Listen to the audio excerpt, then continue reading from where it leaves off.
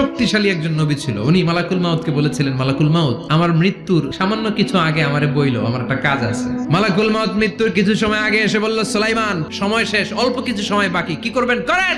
সাইয়েদনা সুলাইমান জিনদেরকে ডাকলো, ও জিনেরা, বিশাল একটা প্রজেক্ট আছে, প্রজেক্টে কাজ শুরু করো। আর কিছুদিনকে বলল, চারদিকে গ্লাস ফিটিং করা একটা রুম বানাও। সাইয়েদনা সুলাইমান আলাইহিস সালাম গ্লাস ফিটিং করা রুমের ভেতরে ঢুকলেন। এই রুমে ঢুকার দরজা নাই, হাতে একটা লাঠি নিলেন, লাঠির মধ্যে ভর করে দাঁড়িয়ে রইলেন আর জিনদের দিকে তাকিয়ে রইলেন। জিনেরা এত বদমাশ ছিল, সাইয়েদনা সুলাইমান দাঁড়িয়ে না থাকলে কাজ করতো না, দাঁড়ায় না থাকলে আজও লোকজন কাজ করতে চায় না, ঠিক কিনা?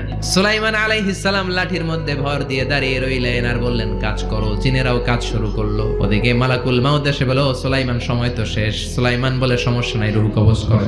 মালাকুল মাউত ওইভাবে লাঠিতে ভর দেওয়া অবস্থায়, দাঁড়ানো অবস্থায় সাইয়েদনা সুলাইমান আলাইহিস সালামের রূহ কবজ করে নিলেন। উনি এমন ভাবে দাঁড়িয়েছেন, রূহ চলে গেল, লাশ হয়ে দাঁড়িয়ে রইলেন। লাঠি